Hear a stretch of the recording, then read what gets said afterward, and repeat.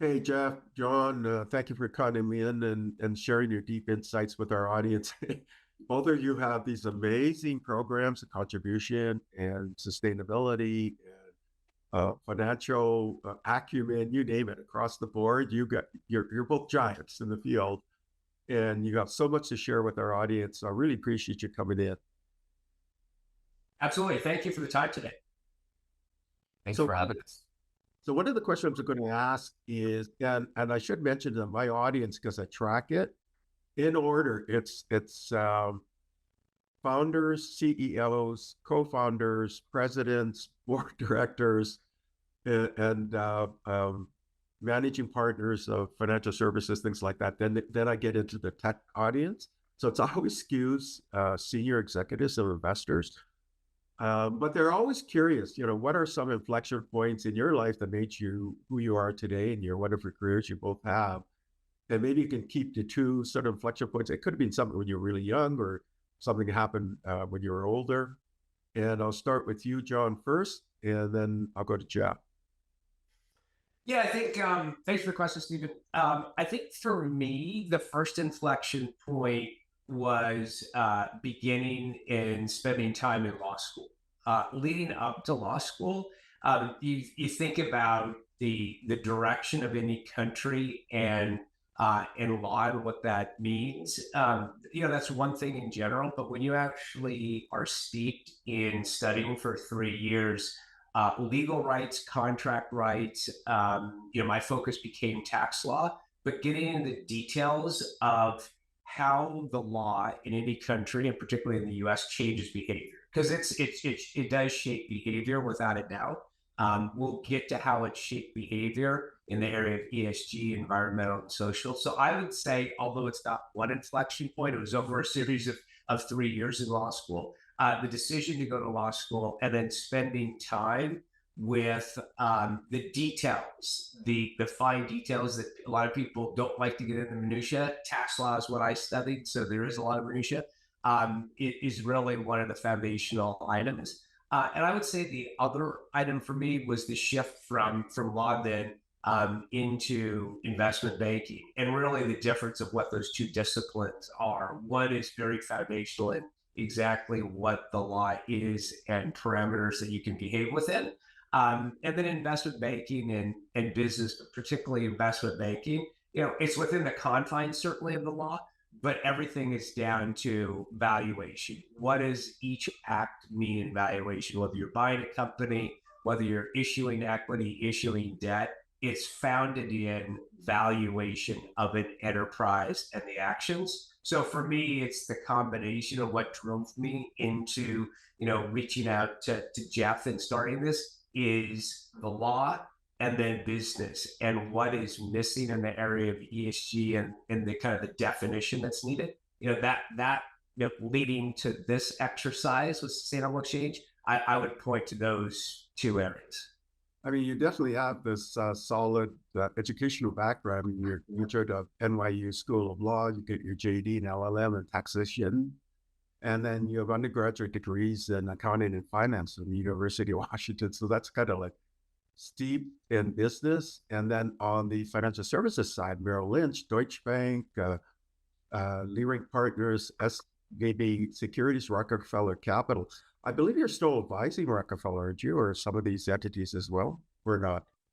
Yeah, no. So I've my time at Rockefeller Capital ended at the end of 2023. I wanted to spend more time on this particular mission. The time now that I'm spending is on the platform in the area of pharmaceuticals, so synthetic royalties and using a new form of marketplace to actually enter into contracts. So that was also one of the areas that drove me to thinking about ESG is if you look at royalty contracts and the history of royalty contracts and what those are, they're a defined payment stream of a drug that's brought to market. And it's fairly narrow. The companies that finance themselves by selling royalties, and historically has been selling a royalty for the full duration. I looked at that area and said, well, two things are a bit different. Unlike the bond market, royalties aren't offered in segments. Nobody would invest in the bond market if their choice was a T-bill or a 30-year. they actually go in the bond market because they can take various durations. That historically hasn't happened in the royalty market. So the ability to go in different durations and synthetic ownership was a platform I developed at Farmer Shares, spending time on that and then talking to Jeff about how that area of contracting, bilateral contracting between two commercial parties, or a commercial party and a charity, commercial party and a university or a foundation, can be used in the area of sustainability rather than relying on the government and outside forces coming in, looking at two contracting parties to actually look at how they want to define behavior in ESG. So that was kind of the focus, post leaving Rockefeller Capital and now looking at very specific platforms and private exchanges that I'm working on.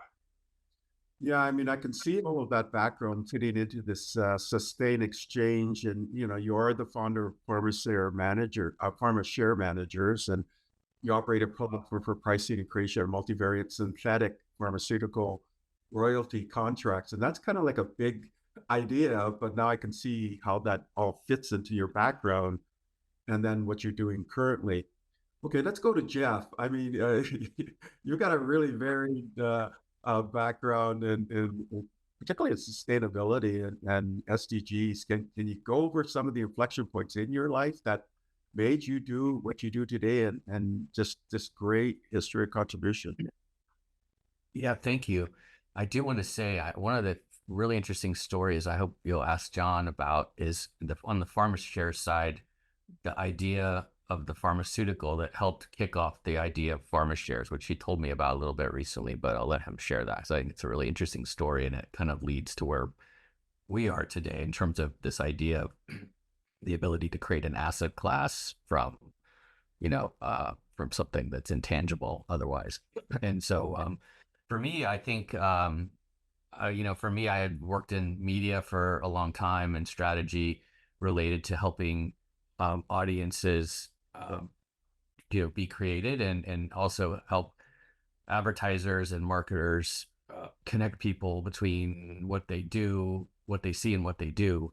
And so enabling the ecosystem of the media in the US to expand the type of content that it's able to offer and create more personalization around that and the types of offerings that it could provide, including video on demand and streaming television, these new types of platforms that have transformed the industry. And also at that time, with that process led to a lot more control ultimately on the part of creators to tell their own stories. And so I had this opportunity to partner with Robin Wright on a business that she had started a number of years back on a project basis, and that business had not yet sort of taken the turn to use digital transformation to reach the full audience globally that it might reach in these days with e-commerce and YouTube and social media. I have the reach of a global audience, but with with a very well known and respected public person and a public figure, and but also who was trying to do something really important and impactful. And so the mission originally of Pour La Femme was to help women find their voice and have a platform, and in an area of the world that is very, very challenged by its location relative to the war in Congo and the need for the minerals that are fueling this war. And so it's very layered in terms of in terms of the conflict and the potential for the need that could be there. And so my ability to come in from like a media technology standpoint and sort of just help push along what was already a wonderful project just was an amazing opportunity for me. And so with that, expanded on that, and we launched a Pour La Femme Foundation, which just helped expand the brand and opportunities for us to give back and to help in these areas, gender equality, sustainability, responsible sourcing, these areas that are part of the Sustainable Development Goals. I mean, it's quite amazing your a media background. I mean, you were part of this Nielsen Comscore, securing partnerships, leading the development of new syndicated and proprietary audience measurement products, which are so embedded into everything today.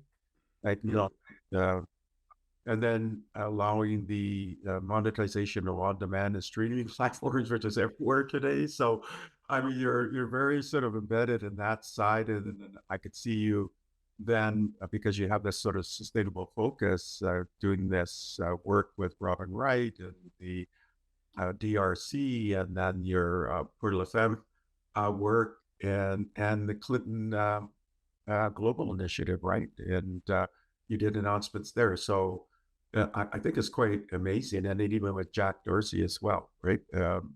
Well, we went on stage, we're talking earlier about what it means to make commitments when you are talking about sustainability, social impact.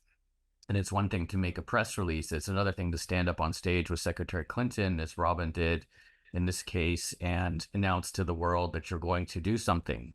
And then to figure out, shit, now we've got to go do this. We just said we're going to do it. Now we're going to have to go do it. And so we're able to go out and, look for opportunities for the types of donors who might fund the areas that we were focused in. And it turned out Jack Dorsey's family office did focus in the area that we were looking at. And so we were able to very luckily get a grant approved from his family office called Start Small. And then we were able to provide that funding on the ground in the DRC to help in these areas that are, very, very ravaged by the ongoing war along the border of Rwanda, and to support projects there in Congo.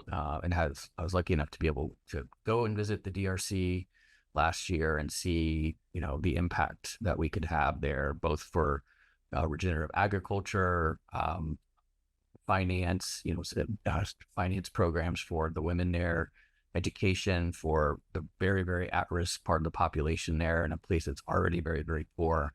And so now we're to the point of the Clinton Global Initiative coming back to us and saying, okay, well, remember when you're on stage, and you made these commitments, what did you actually do? And so we're going to go through the process here. And I think, what Jon and I are working on, it'll be very interesting to see what Sustainable Exchange can do, and some of the partners that Jon has in the technology side can do to take what is already sort of a very opaque process of, people with money, people giving, making these commitments, people receiving it. How do we add some value to that whole process in terms of using, digital transformation, fintech, tokenization, to open up the opportunity to make, provide some transparency in these types of transactions.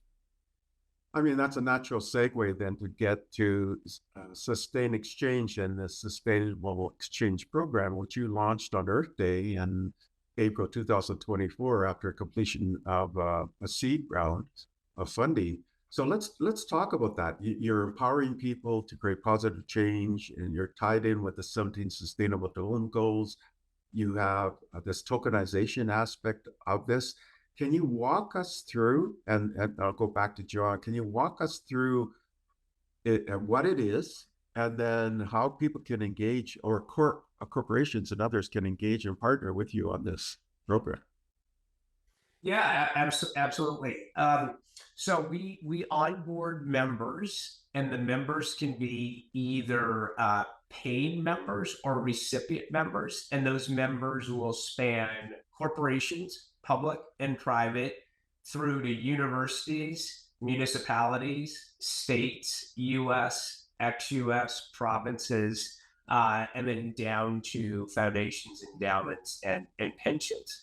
And so what we look at doing, and sometimes an example is worthwhile to see how a bilateral contract would work in the area of sustainability versus a one direction action. So I'll just give you a simple example of a one direction action that is actions that the U.S. government and a lot of ex-U.S. governments prompt in the area of energy and social causes. And I'll just use tax credits because that's been a big prompting for behavior in the U.S. So in the U.S., to spur activity in renewable energy, there's often tax credits. There's either accelerated depreciation or tax credits. In the area of tax credits, it's if you participate in a project, and let's just make it easy, in solar or in wind, you'll receive tax benefits. Those are tax credits. Historically, they were based upon how well your project did, production tax credits. Over time, they morphed into ITCs, or investment tax credits. So the government was interested and continues to be interested in the US of transitioning energy. And they do that through changing behavior in tax law. You get a tax credit, whether you're Google, Apple, or a small private company, you will receive a tax credit. The large tech companies have been large in the area of tax credits and purchasing those. They have their sustainable goals, but they're also incentivized on the tax side. Low-income housing on the social side has been another recipient of tax credits. If you invest in low-income housing, there's tax credits that come along. Both of those are very defined. What type of renewable energy are you doing? What's your project look like? What type of low-income housing? And each year, they may have a cap, and they're subject to renewal. So developers and investors and companies, if they're partially led to financing a project, which a lot of these projects in renewables, about 40 to 50% of the project value is in tax credits. That's where the financing will come through. And so if you're a developer or a company that's partially motivated by those tax credits, you're making sure the legislation is your project's going to be approved, right? So you have an outside force, a government force that's a bit dictating behavior. Let's take that as an example and compare it to what two parties on sustainable exchange could do, two members. Well, let's just say tax credits on any of those projects ended for the year, or let's say there's a project that wasn't covered whatsoever. It's a project in diversity. It's a project in sourcing candidates for pediatric oncology to find recipients in communities that recipients may not be sought. Two companies, whether the government stimulates behavior or not, two companies, if I was large cap public company A, and Stephen, you are large cap public company B, or a private large company, we could engage in a contract, a bilateral contract, and say in a commercial arrangement, as part of a purchasing transaction, as part of you delivering goods or services, whether it's 1 year or over a series of years, we could decide to allocate a certain percentage of that transaction, whether it's one or a series of transactions, toward credits. We would reserve capital, and we would say, we are going to put that capital to work in different areas. They could be one of the 17 SDGs that the UN has put out.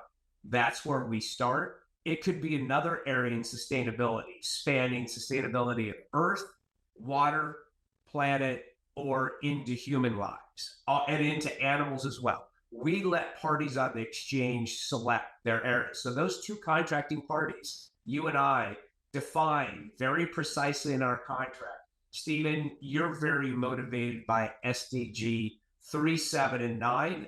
I would like to pursue 1, 2, and 7, or other areas. We each then look at our contract. We agree on what value we'll put to work in those areas. And we both agree that instead of making a public statement in general, we're going to do, we're going to actually keep a ledger, whether that ledger is done on a central order book, like generally traded in equity, which we have a partner that will do that and track it, or on a very detailed sheet that a trustee or a third party would look at on a public disclosure or on the blockchain. We want those two contracting parties, just like they sign, if they were to enter into an interest rate swap, they would sign an ISDA agreement. They would sign a binding agreement to say, this is what the terms of my is to swap agreement are for FX or interest rate. We would have a defined contract, not we, the two contracting parties would. They would then enter that contract. They would allocate resources. They would come to us and say, we'll self-track or we want you to track, but here's the dollars that go in and here's the underlying result. Here's how many megawatts of power I put out, separate what the government pushed me into in the US or ex-US. Here's the number of lives that I saved because I went to communities that weren't otherwise getting the choice of trying a new drug. Are they sourcing into trials? Here's the people that I saved in the Congo because of the conflict minerals. We allow companies and organizations to make the choice. We want them to contract, make the choice, decide where their dollars go. And some of those dollars may go into investment. Those dollars, one company may say, you know what, there's a new technology that is fantastic for water or renewable or vaccinations that we don't need in the US, but in a developing country needs. Or they may say, in the US, there's been spillage from a chemical spill, and there's new technology that will help that clean up quicker. Whether it's a new technology the company invests in, or if it's dollars go toward that mission, that contract and those dollars go into tokens. We track the tokens, we value the tokens, and instead of having those tokens like carbon credits that just go out into the wild to trade to other parties, those tokens and those credits on our system are utilizable member to member. So each one of those members will amass their tokens. We'll look at how the token value changes based upon their success in investing or donating the money. So it's motivated by how successful you are in finding projects that help society and the planet the best. And then as those tokens are valued in the future, each one of those members, when they engage in the next transaction that they want to point to on our platform with one another, a new member or an existing member, those tokens are eligible to be used. So we'll have a series of investment tokens and use tokens that are utilizable by members. So unlike the government credits, where you're dependent upon having taxable income to offset with tax credits, whether it's renewable or social and low-income housing, carbon credits are valuable to somebody that's polluting. So, why have a mechanism that there's not open use of the credits? We want open use so everybody is incentivized to enter into these new form of credits called enable tokens and not have it artificially limited by government, tax law, regional, or other. It's an open source marketplace. And we found around the world, the best way to drive behavior is open markets, transparency, and competition. We want companies to compete with one another to come up with the best ways to change the planet and humanity. So Jeff, John, I can see the value for this. Everybody wins, right? And it's has greater utility to everybody. In the system, you can definitely check the sort of like the provenance of everything as well, because you're keeping records of everything that's occurring. But the idea of tokens always, it has a controversial element. So how do you ensure that you don't get mired in that controversial side of tokens, and how are you different? And Jeff, how are you managing that so that people that don't get sort of mired in that other part, which you're not connected with, but in people's minds, they may not separate, right? So, well, yeah, we don't want to be associated with, bad crypto investments and these types of things, obviously. And so one of the big keys is to, understand the ability of tokenization to record, a digital twin of a contract. It doesn't necessarily have to be a securitization. May or may not be a securitization. And our focus is really on the terms of the contract and being a place to record those terms of the contract. The actual financial transaction does not happen through our platform. So I think there is certainly a barrier in terms of the communication aspect of this, and we talk about it, very broadly, as you say, that it brings up all sorts of things in people's minds. But with somebody like Jon, who's very deeply knowledgeable about how this type of technology can be applied, he's already using this, and we already have a platform up and running with his PharmaShares business. So it is a challenge for us to translate this, but at the same time it's just sort of the obvious like application of technology, digital transformation to a problem that exists today. Because as you were saying earlier, you're working with partners in Geneva who are trying to understand how to record the commitments to their public announcements of funding, and so we see this sort of PR that happens around corporates and other family funds or NGO or family foundations around money that they're giving. The question that public also has is, well, what happens to that money, or where did the money really go? How do we know if we're giving our money what it's being used for? So these issues are pressing, and they make philanthropy, the whole world of philanthropy, it's very challenging on both parts, because there's just a general misalignment with the ability to fund projects and the ability for funders to get the money that they need. And we hope through this sort of transparency of the tokenization concept through our exchange, we'll really be able to help alleviate that question on both sides, both parties, but also in doing that, accelerate the types of transactions that can happen. And I don't know, Jon, did I do a good explanation of that? But no, that was fantastic. The one thing just to add to that, Jeff and Stephen, for you and your viewers to know, this is not 100% on the blockchain. This is completely member driven. So if two members are uncomfortable with putting anything on the blockchain, they don't need to do it. They can enter into a commercial transaction just like they do today, whether it's a swap transaction, a commodity purchase transaction, a service delivery transaction, just a normal course contract. What we say to those companies is, you can keep it on your ledger. That's a private transaction.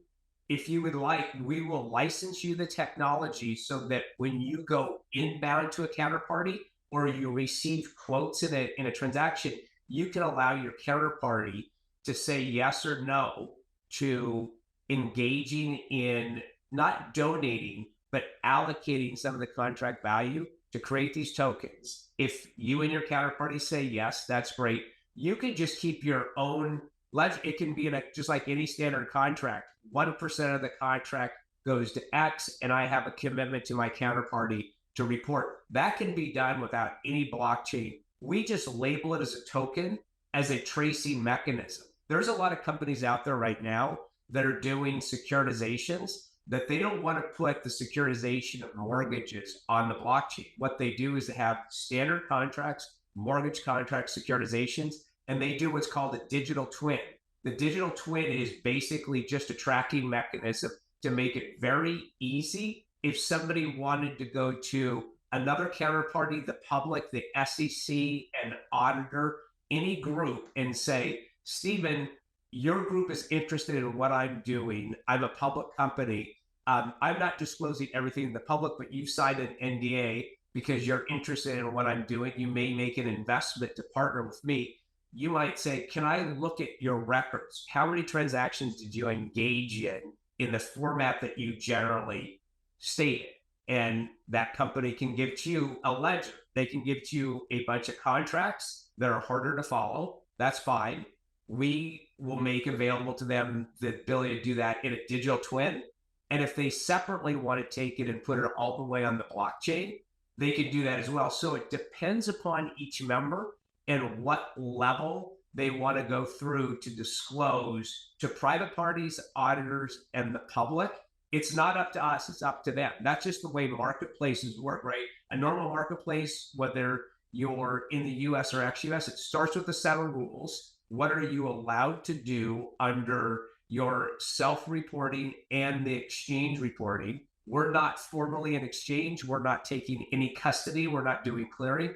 we're providing equivalent to an OTC platform, but we're not trading securities. We're making available for counterparties to find one another, match interest levels in this area of commerce, and then have a ledger to track so that they can use that ledger and these tokens as a reference point for the next transaction, the next commercial transaction that you and I may engage in, or you may bring a new member of the platform that I engage in with that party. I mean, you have these 5 dimensions, right? So you have these tokens, you can generate tokens in transactions, and then you can apply this into sustainability. An example would be the SDGs, but it could be anything that's beneficial. And you have these network of companies working together, so fosters collaboration and positive impact in mass, but also as individuals, corporations or entities. There's once you have tokens, then you get you can securely validate them and store them, and so you get accountability and transparency, right? And you have digital wallet integration, so allows you to extend all of these things in a variety of different modalities, let's say, and including customer loyalty programs and employee benefit programs. And you've got a portal because you have this record of transactions. And as you indicated, it doesn't have to be on the blockchain, it could be through some other means. The advantage here is that it's transparent and it's immutable, right? I mean, everything is being kept, so you know exactly what's happening. Are those the key benefits that you're talking about then? Yeah, we start with, if we just start with business to business, let's just start with the business to business side. Our partner on the business to business side is a group that's been doing security trading for over 20 years. So they have a private network that has used indications of interest and requests for quotes to actually bring parties together, multiple countries, asset managers, broker dealers. So we look at a historic validating trading system in the equity market that is SEC compliant and traces each aspect of a transaction. We make that private network and our system that we license to somebody to enter these transactions completely available. So you have time, date, quantity, and details to stamp. That's what you'd have in an equity transaction, in a derivative transaction, in the FX market, the interest rate market, credit default swap market. So we now have a solid contract. We went back to kind of where you asked me how I got started in this, starting with valid contract law between two parties. They define what each party will do going forward. If they do it and exceed benefits, or they do it and fall short of benefits, there are between those two parties a change in the value of the tokens, right? Just like any swap transaction, the value of what you receive in a token or hold may change depending upon how powerful your actions are, how successful they are. So that makes two corporates, or a corporate and an NGO, or a corporate and a pension, or a university comfortable. Nothing's on the blockchain, completely in the transparent and starting private, but then could become transparent to any auditor, what you do in the contracting. But to your point, how do you get this out in an ecosystem where those corporations can push down to their employees or their consumers the tokens? Well, all of those corporations that have loyalty programs, whether you're an airline, a lodging company, a beverage company, they can easily, between the two corporations, say, hey, I'd like to expunge some of my tokens and deliver value down to my employees or consumers. That's part of the ledger. You agree between parties what you can do. You can expunge some of their tokens. That is enabling our enable tokens by name, not just corporations, but their constituents, which are community, municipalities, down to employees and consumers. And what we'll get to in a little bit is then how do we engage consumer to consumer behavior, C2C behavior at a different level that empowers. So, but starting at the top, just like you mentioned, we're starting with foundational contract law that looks at what is the commitment between two parties to advance a cause, and going forward, what are the results of advancing that cause? And that's not too different than what the government has said in the past in advancing causes. The government just does it through tax credits, We do this through commerce and credits that we're calling enable tokens. So same concept, but we're just empowering so many more transactions and so much more flexibility, whether it's to his focus and what he's done a lot in. If I was a US tech company and I wanted to certify and have by contract that all of the cobalt I use in the products is coming from a conflict-free area, I can demand in my counterparty contract that that specific commodity is traced and it's clean. On the other side, you may say, that's wonderful in your business, John. That's what you're doing to sell computer chips. You need cobalt, or EV batteries. You need rare earth minerals. Where are they coming from? I may be, or you may be, a pharmaceutical company that's advancing a new drug. And you may say, I don't touch cobalt or rare earth minerals. What I do is develop new forms of oncology to help children. What I'm going to commit to do is making sure that everybody has access if they want to join a trial or get access to that product. That allows the government wouldn't do a very good job. It would say, on one side, here's a research credit in pharmaceuticals. On the other side, well, there is nothing on the other side for clean sourcing of cobalt. The government doesn't provide a credit. It doesn't mandate it. So now two corporations where one side has credit in healthcare and the other doesn't, they can find one another, contract, and commit to one another, even in completely different areas. Cobalt and a new form of oncology drug, they can commit to do something good, and they will have a defined contract that defines how each benefits and how they share those tokens of value if one's more successful than the other. So again, back to contracting and motivating people to do the best they can in their relative disciplines of business. Yeah, I mean, I can see the network effect here because you can go many to many, right? You don't have to have a limited sort of network of how you can amplify and work together. You can have a many to many relationship. Jeff, you had an announcement about Hear Me. Can you talk about that? This partnership with Hear Me? Because really, it's a Yep. case study, right? It's a case study. It's a first, they're a technology partner, and they offer a service, a peer-to-peer support service.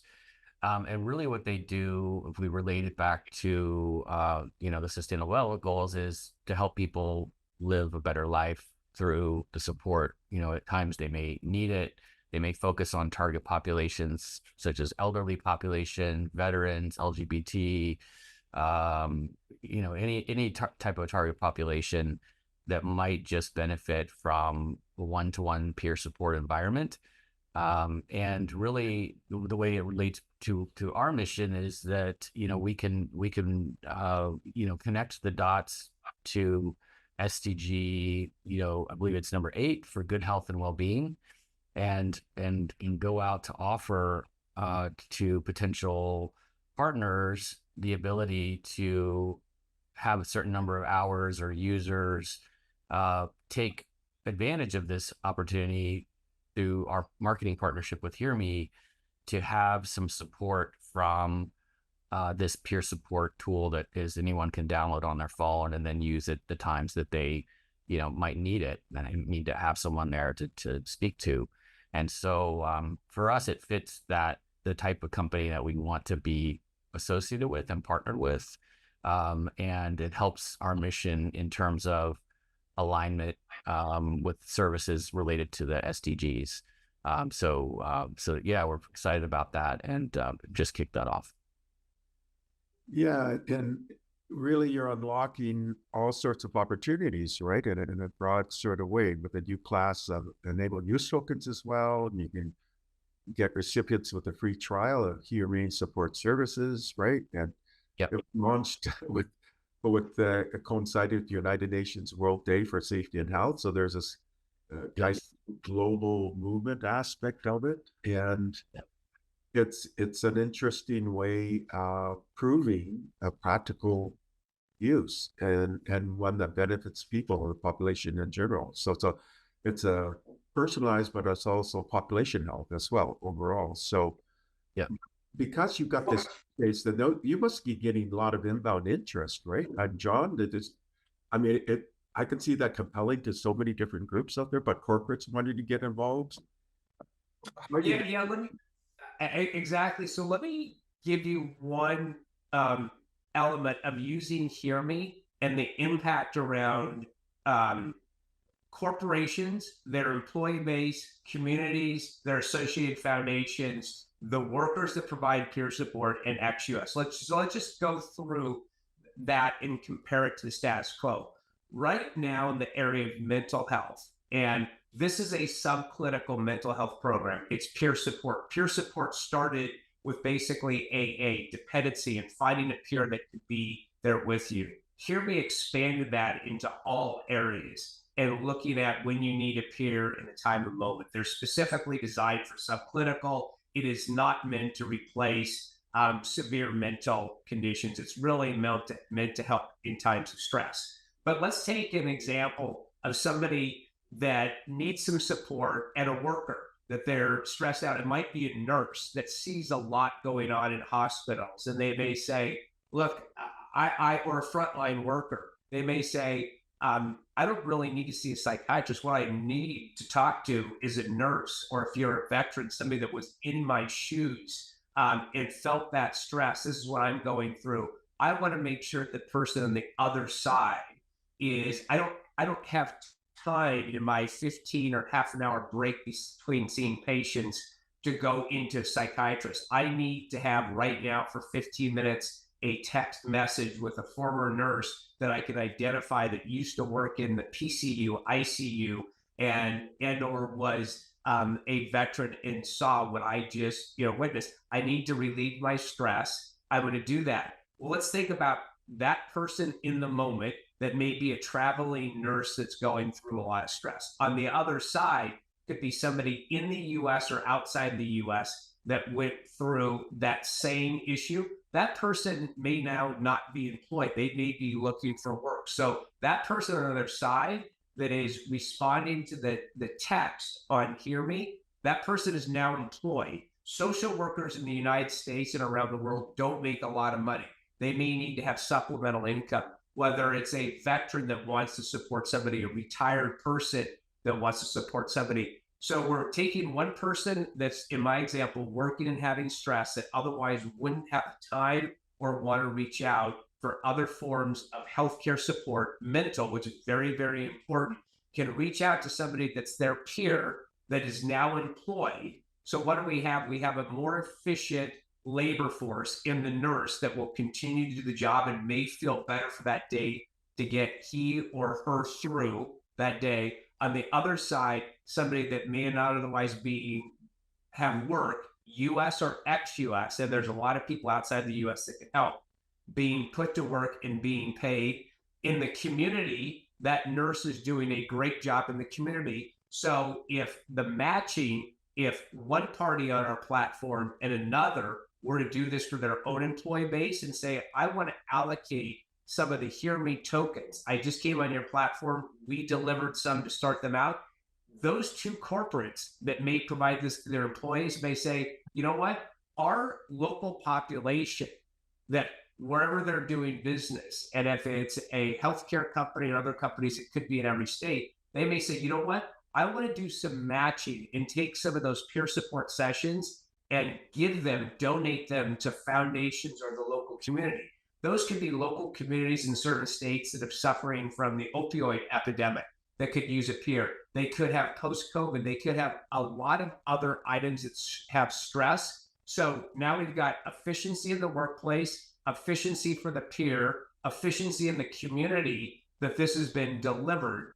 And it could go through foundations or local community support. So we want to find situations like that where it is mental health, something that needs to be solved around the world. It has been a stigma for so many years. To destigmify it, make it open and available, and make it so the population is more efficient. We're trying to help people, but help somebody on their job become more efficient, whether they're a nurse, a programmer, or any other frontline worker or any type of employee. We want to make them efficient, feel better. We want to employ someone on the other side. We want this to be global and then push down to the community. So we're looking for those scenarios where corporations together can empower so many more. It's not 1 + 1 = 2. We're looking at the multiplier effect going to 5 or 10 or 15. And two companies that were to engage in a transaction like this, we want that power to be much more than a couple bucks in tax credits. We want it to really empower everybody and have them think about the next and better transaction, not for us to say, hey, use Hear Me every time. It's a great company.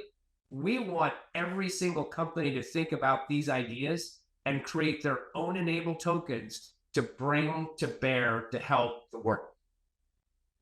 And, corporations are very aware of the CSR concept or ESG concepts or things like that, right? And there is this sort of global mandate in many regions to get a little bit more formal in this kind of reporting.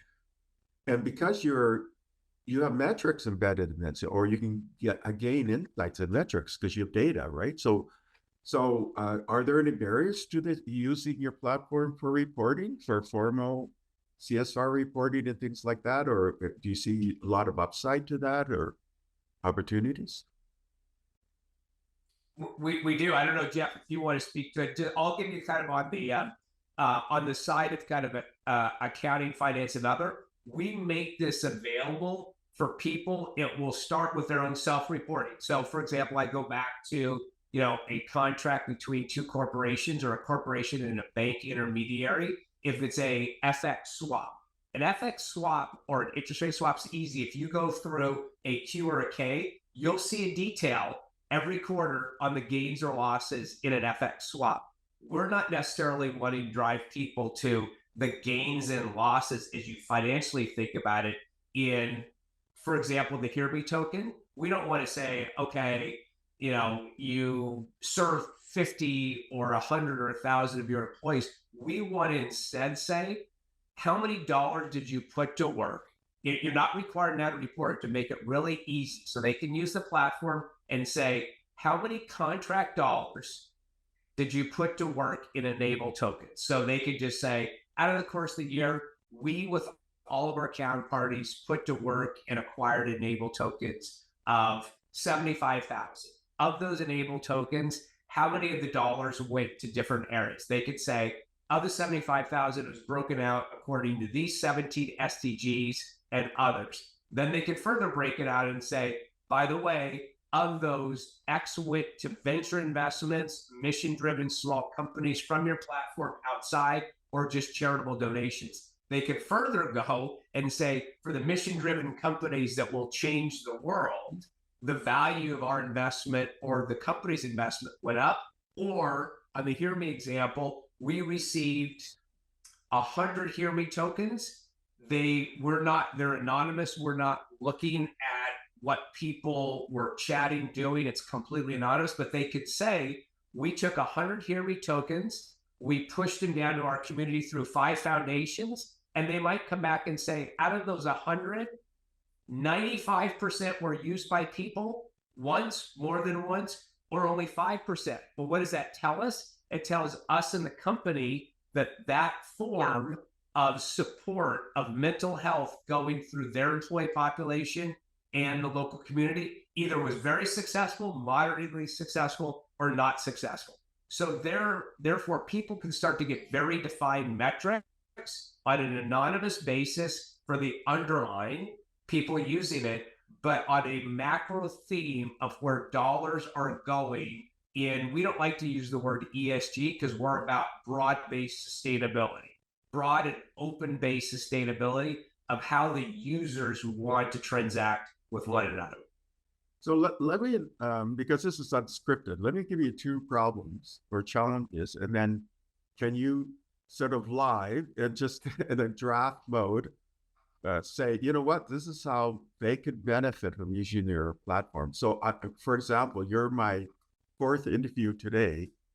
One of the interviews I did earlier was with the CEO of the world Innovation Technology Systems Alliance. They are the official industry association representing all tech corporates globally.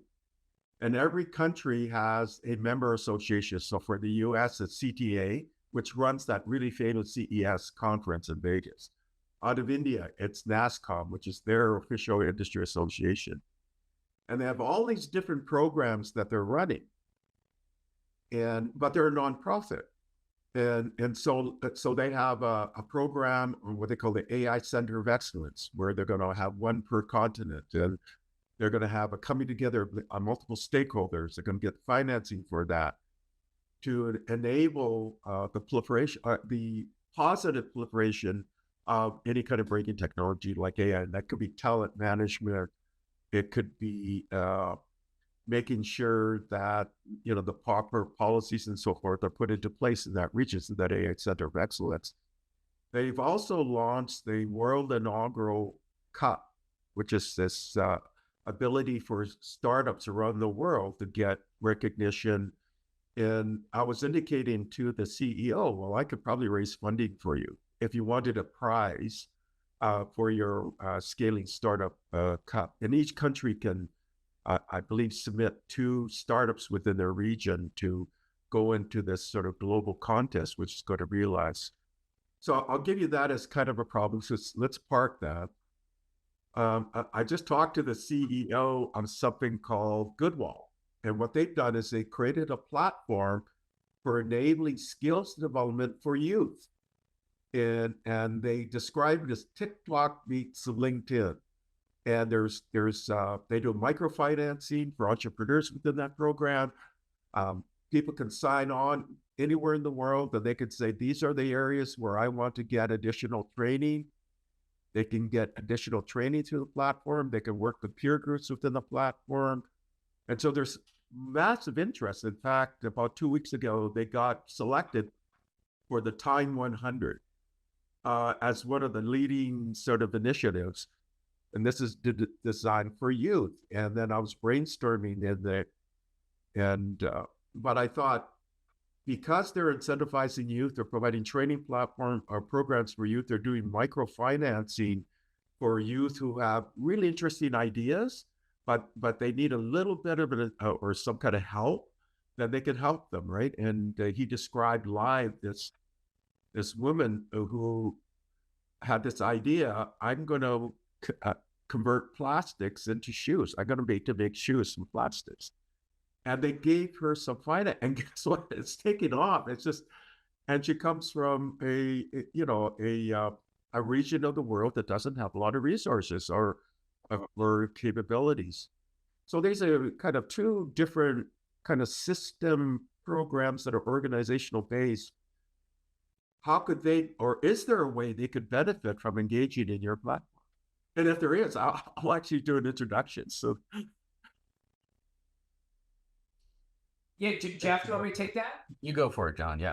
Oh, yeah. So we have, so a company of that size, let me just take all those micro companies out there in the area of micro finance. So the examples I gave you earlier, Stephen, and maybe a lot of your audiences are CEOs of large cap companies. And so those are when we onboard members to engage in the big transactions, right? They're engaging in multi-million-dollar transactions. They're allocating some of their tokens. Underneath allocating some of the dollars to sit and back the tokens, they have choices of how they want to allocate the token value.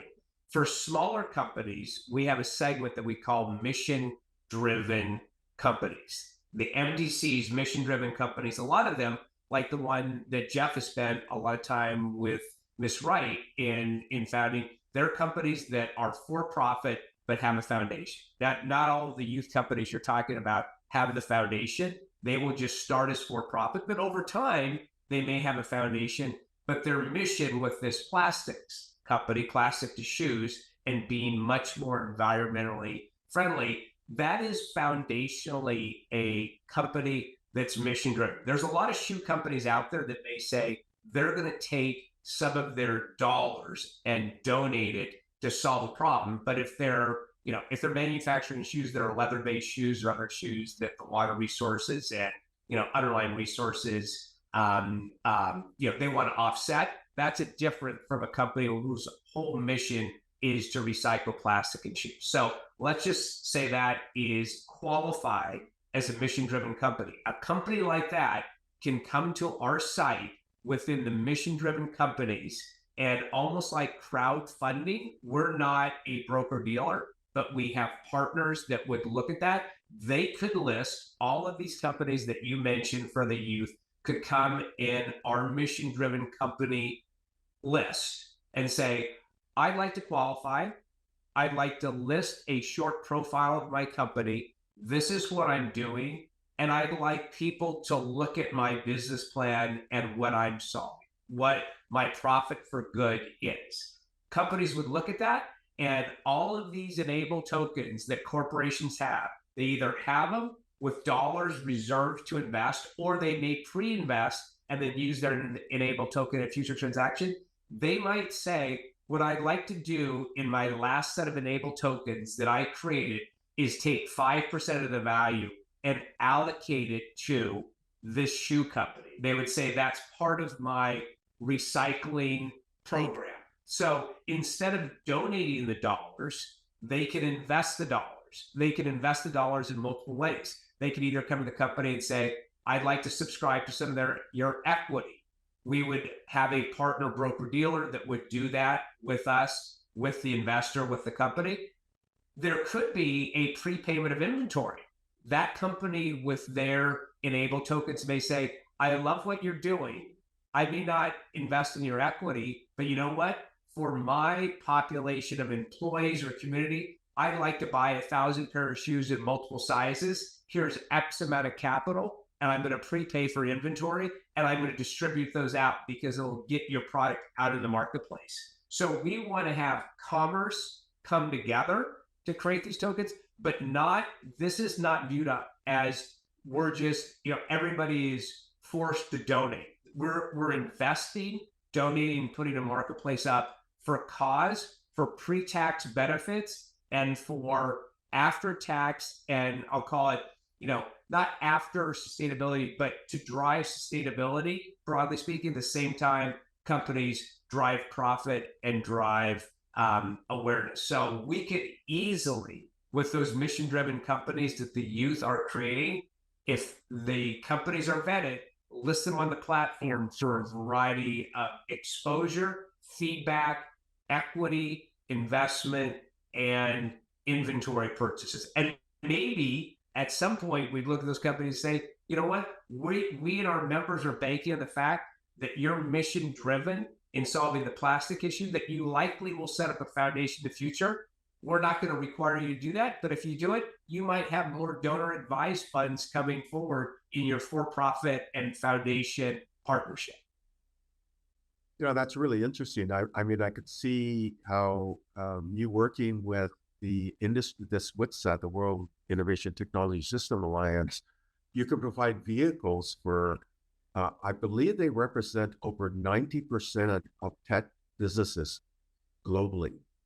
Both the big giants who are part of the associations on a country basis, but also medium-sized, smaller businesses that are also in the tech industry, and they're represented. So over 90% of all tech industry at a company level are represented within this WITSA organization. I think it'd be interesting for you to explore ways that they as an entity and their member associations, and then the corporates that are part of those member associations can work more closely with you.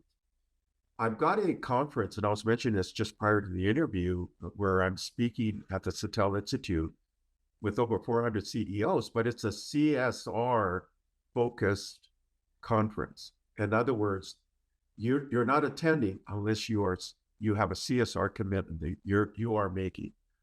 What would, if I were to take a snapshot of our chat here, and you had 2 minutes, you had an elevator 2-minute pitch, what would you say to that audience? I'll let Jeff start, and then Jeff will go for a minute, and I'll go for a minute. Well, our pitch is that, they're making these commitments, and we know that all these commitments are being made. every day. And, what we don't necessarily know is how we track and, what the result of those commitments are.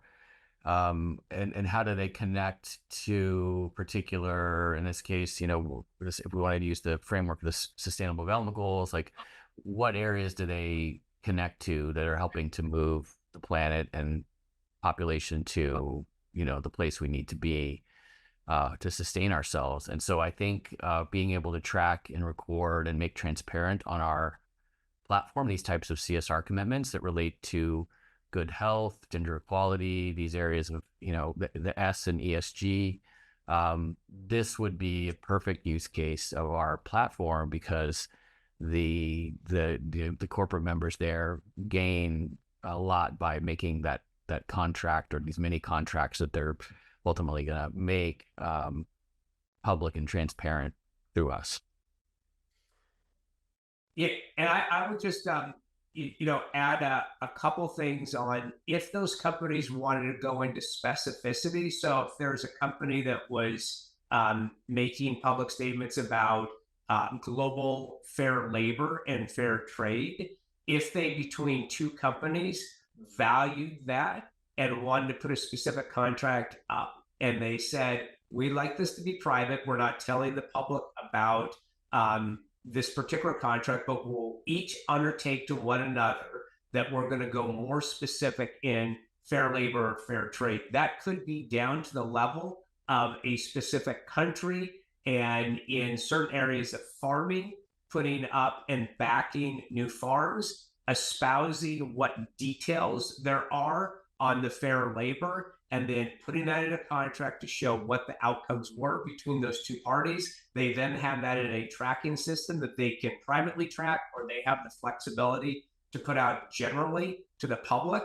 I would say to them, the specificity of what investors are requiring is increasing. I think the number is $1 trillion to $2 trillion, and there's Bloomberg report on this. I don't have the exact number. In the first quarter, was pulled out of ESG funds. It was pulled out of ESG funds primarily because the sponsors of ESG funds, they charge somewhere between 50 and 65 basis points to run those funds, versus a general index fund that's about 5 basis points. So if you're an ESG fund, you're charging investors 10 times the fee, in some cases 5 to 10 times the fee, to invest in ESG companies without a formal standard. If there's not a formal standard by the SEC, what a company can do is set the bar high. They can give details. They can make it private. If there needs to be an audit for their statements, that's fine. Or they can make it completely open and transparent. They can do it through general statements or down to the contract level, what they've done. I believe, what I would say to one of those CEOs is, the more transparent you make it in what dollars you're putting to work, when, why, and what the outcomes are, not just ROI, benefits to society and what you've accomplished, that's going to serve you very well in how the public values your equity. It's really interesting. I mean, I'm just thinking there's the financial sustainability ESG sort of oriented association out of the UK. I think they represent about 25 trillion in assets under management. I could see them at least exploring what you're doing and what you put up. So just fascinating. We're out of time. In fact, we got over. So beyond all the things we discussed today, is there a question that you want to, or a series of questions you want to spark the audience with, the things that they should consider, or do you have some takeaways or recommendations you want to leave the audience? And I'll go to both of you. So Jeff first, what are your recommendations to the audience? And did we miss anything in our coverage here? I think the thing that I think, when we've created this software, we have this, platform that already essentially exists, and we know all these transactions and these commitments are already happening. And so I think we want to, reach the type of, we want people to think of this as something of a utility, frankly. I think it can get difficult in thinking about tokens or all of the associations with that. But essentially, we want to be a utility platform that every company onboards and says, oh, of course, talk to our finance team, talk to our ESG team. And this makes perfect sense. We're already making these types of commitments. We need to get the full benefit of these types of commitments recorded on your platform.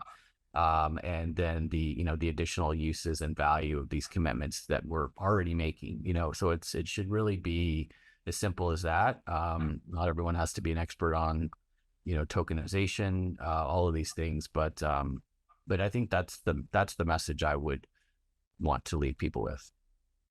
And any sort of recommendations? I guess explore anyways, take a look at what you have, something like that. Yeah, I mean, we'd love people to reach out to us through our website, of course, and contact us, and I can provide you that information to use on this video, and then be in touch, and then let's chat about how to onboard, test, and just begin to use the platform to really accelerate the value of whether it's CSR commitments or other types of ESG commitments. That's what we'd love to explore. Yeah, and they can reach out through LinkedIn or something as well, right? So yep, LinkedIn. I think we'll have Facebook. We'll have all the things. Okay, and John, any sort of additional messages, recommendations, anything, any gaps of areas that we did discuss that you want to bring forward? No, we covered a lot. Thank you for the time, Stephen. We really appreciate you spending time with us and your audience, listening to us and what we're looking to accomplish. What I would leave your audience and folks that you speak with is, number one, the contracting between commercial parties and allocating a portion to that. There's sites out there that say 1%, 2% pledges. They don't go through the specificity. Different sides allocating more, and then what are you going to do with what you're allocating? We want to take one more step, and I would suggest to people, think about what Enable tokens and the Sustain Exchange can do for you is both pre-tax value and after-tax plan and societal benefits, because the more specific you could get in not government-driven credits, but contracting between parties on exchange who you're otherwise doing business with and showing how successful you are. Stephen, if you're more successful with your business than I am in selecting projects going forward, I should use and listen to what you're doing because you're more efficient in doing that. I need to learn from you on certain areas of sustainability, and you might want to learn from me. So this is about a process for these contracting parties to really get specific down to the detail. And I think if they do that, many corporations, they're for profit, but they also have foundation subs. We encourage them to look at joining at the for-profit side, the foundation side, and thinking about using their tokens, not as in the back of their mind, I've got to do this in ESG. We want them to think about this as this is providing power to do better business, attract better employees, be better served in the community, and really enhance the power of their brand. So we're all about profit mission, but also making sure that all constituents, employees, local communities, the environment, and outside the U.S. receive allocations, so that it's value enhancing for everybody. And I think that's the win-win and the competitive win-win that the equity markets and markets generally do. We want to take that into the area of sustainability. It's really, really interesting. And it's very intriguing what you're offering. Just some final questions. Have you talked to Michael Mia by any chance? I see a lot of synergies between, in fact, he is the past chair of this UK kind of sustainability financial group. And I can see a lot of sort of tie-ins between what you're doing and what he's doing. There's another gentleman of the Fifth Element group, Mark Sadovnik. do these names ring a bell at all or not? Okay. I haven't met them yet. Would love to meet them. Yeah, connect. Okay, well, again, I really appreciate you coming in, sharing your insights. I think you got a unique proposition. It's an omni-win for everybody, and that term omni-win comes from Marx of development. That is the idea that everybody has to get some value from a shared collaboration. So, thank you again and sharing your insights and your time with my audience. Thank you. And also, I mentioned that we're going to be at Cannes Lion in case any of your audience will be at Cannes Lion. We're going to probably plan a meet up there as well. So that's coming up pretty soon. So love to meet anybody that might want to chat with us. Okay, thank you again. Thank you. Take care. Thank you, Stephen. Bye. Bye. Thank you for listening to the Brand Called You videocast and podcast, a platform that brings you knowledge, experience, and wisdom of hundreds of successful individuals from around the world. Do visit our website www.tbcy.in to watch and listen to the stories of many more individuals. You can also follow us on YouTube, Facebook, Instagram, and Twitter. Just search for the Brand Called You.